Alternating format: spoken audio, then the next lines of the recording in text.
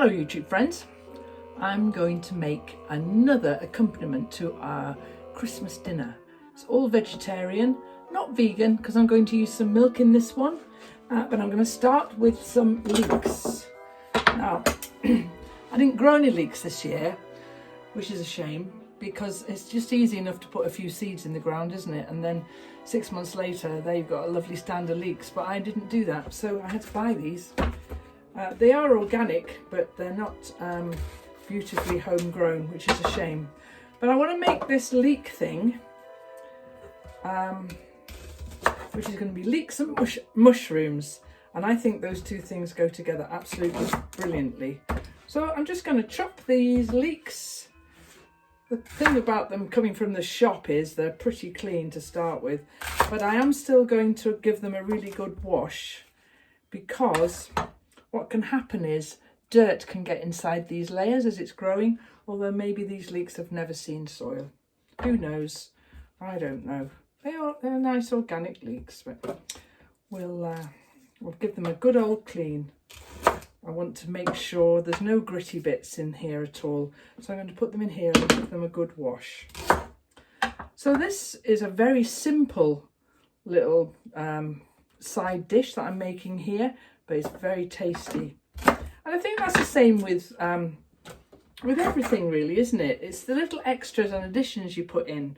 So later on, I'm actually going to put some nutmeg in, because nutmeg and leeks go very, very well indeed together.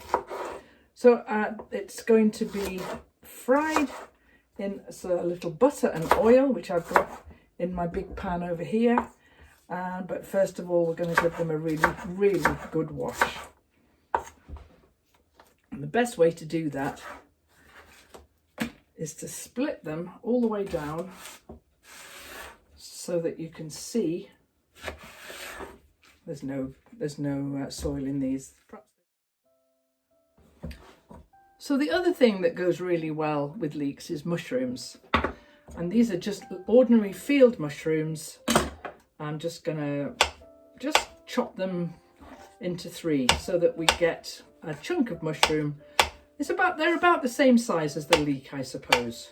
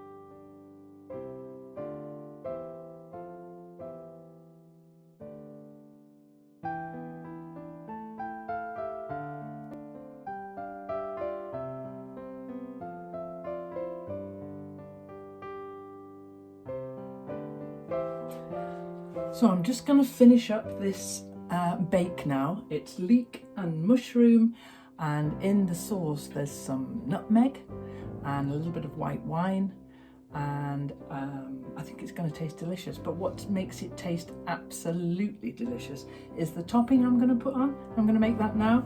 So this is just a little bit of stale bread. Just going to pop that in there.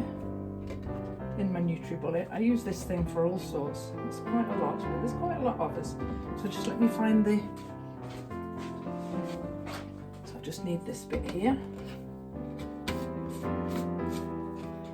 And big noise coming up.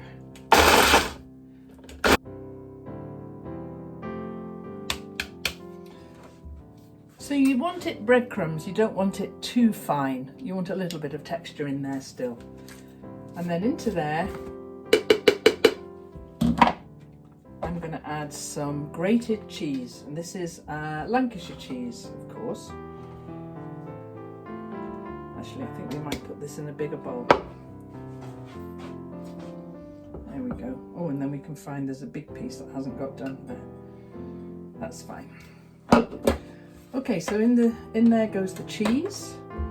Just mix that round. And this is going to be the topping for the lovely bake that I'm making. And the next thing we need in there is some olive oil, just to bind it together. Not much, I'd say maybe 2 tablespoons. And a bit of salt and pepper. Not much salt because the cheese is pretty salty. And you can always add it, but you can't really take it out, can you? A bit of pepper, because we all like pepper. And then we'll mix that round. And that's going to be our topping then. So now we're ready to decant this. Tasted it, it tastes fantastic. I'm going to pop this into this serving dish here. Like so. So I've cooked it for quite a while because you don't want any of the floury stuff left behind. Otherwise it just tastes a bit floury, so you need to cook all the flour off. So this is in the dish now.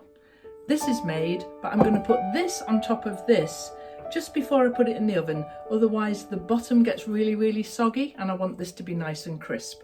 I'll show you what it looks like when it comes out of the oven.